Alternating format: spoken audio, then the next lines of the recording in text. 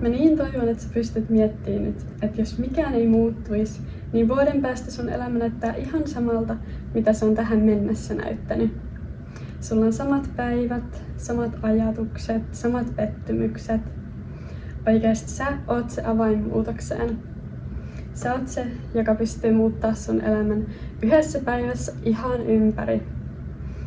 Haluatko jatkaa tällä tavalla elämistä? Että sä oot siinä tutussa ja turvallisessa ilman mitään riskejä.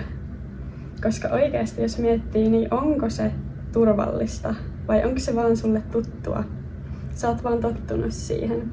Tosiaan heippa, mä oon Julita Oikkonen ja tälle kanavalle mä tuun jakaa omasta kokemuksesta aitoja puheita elämään liittyen.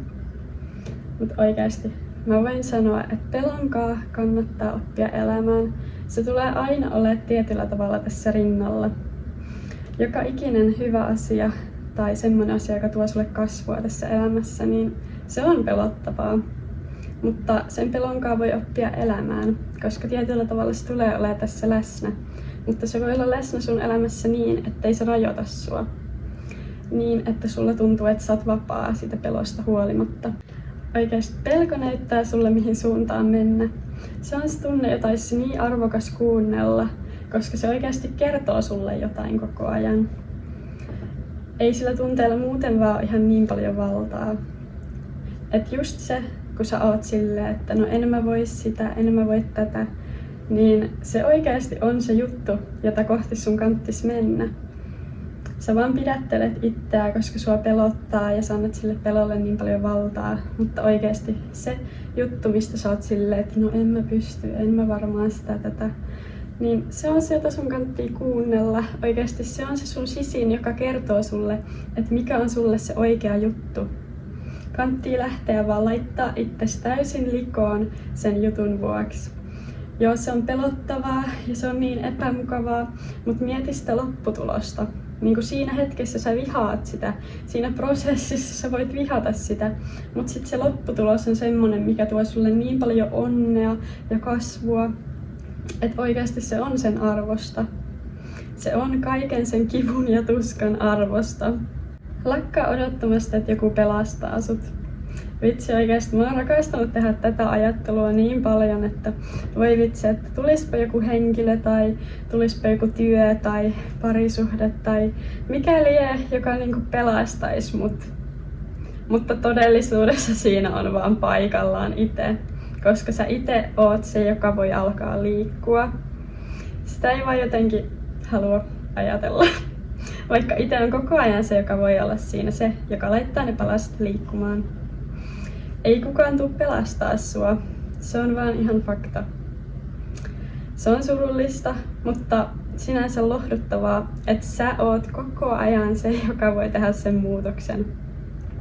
Sä oot se, joka voi päättää, että no niin, nyt mä en enää odota. Mä en enää odota jotain mun ulkopuolista pelastamaan mua, vaan mä voin tehdä sen ihan itse ja nyt. Sä pystyt enemmän kuin sä oikeasti edes itse uskot. Sä oot niin pystyväinen. Ei ole mitään semmoista maagista hetkeä, kun sä olisit yhtäkkiä valmis. Just niin kuin ei ole ketään, joka voisi tulla yhtäkkiä vaan pelastaa sut, koska sä oot se, joka voi pelastaa sut. Ja sä oot myös se, joka voi lakata odottamasta. Älä odota ketään muuta sun ulkopuolista, älä odota mitään niin valmista hetkeä, koska ei semmoista ole tulossa todennäköisesti. Et se on sun käsissä täysin. Älä odota mitään. Lähde vaan sitä kohti. Lähde vaikka silmät kiinni sitä kohti, kunhan sä otat sen ensimmäisen askeleen. Laita itsesi likoon, ajattelematta vaikka edes mitään. Jos sä haluat liittyä johonkin bändiin, kun sä tykkäät soittaa, niin tee se. Ja sieltä varmasti saa ihania ihmissuhteita sun elämään. Ja joo, se on ihan sika pelottavaa, että vaikka ystävät vaihtus, tulisi jotain uusia tuttavia sun elämään. Se on aika pelottavaa, joo. Mutta sit se tuo kuitenkin onnen loppupäässä.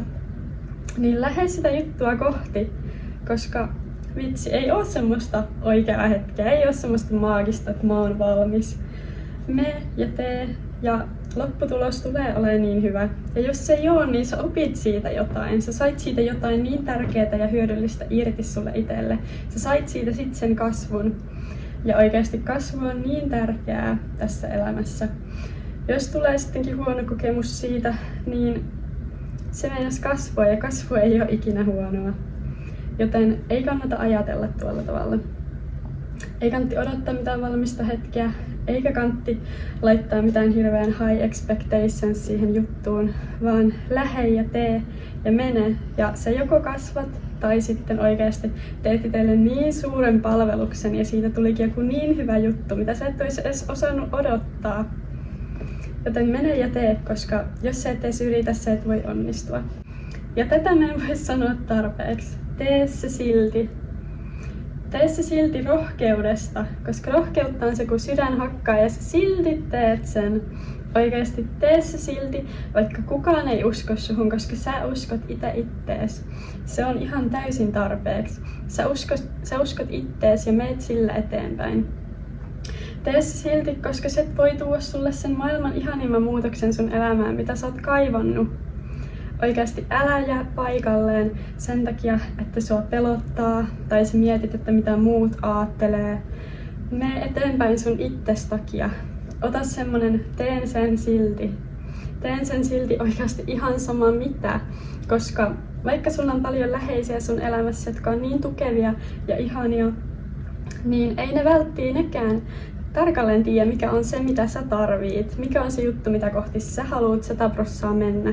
Kaikki ihmiset ei aina ole sun tukena, vaikka niillä olisi niin hyvät ajatukset suhun liittyen ja ne haluaisi vaan parasta sulle. Niin ei nekään välttämättä aina tiedä, että mikä on se, mitä sä tarvit. Mikä on se palo sun sisällä, jota kohti sä niin haluat lähteä. Niin oikeasti tee se silti ihan sama mitä. Ei ole mitään excuses sen eteen, että sä menet sitä juttua kohti, mikä tuntuu sun omalta. Oikeasti tee se silti. Ihan sama mitä. Tähän loppuun vielä, että oikeasti astu siihen pelkoon, koska se on se, mikä näyttää sulle, että sä oot menossa oikeaan suuntaan. Jos se tuntuu epämukavalta ja pelottaa, niin sä oot hyvässä tilanteessa. Sitten siitä tulee kasvu tai suuri muutos oikeasti sun unelmia kohti. Kaikki kyllä kääntyy parhain päin. Aina oikeasti tulee joko kasvua tai sitten muutos niin ihanaan tulevaisuuteen, että kannattaa ottaa se askel. Ja oikeasti mä toivon, että tästä videosta oli sulle jotain hyötyä. Ja palataan seuraavassa. Hei hei!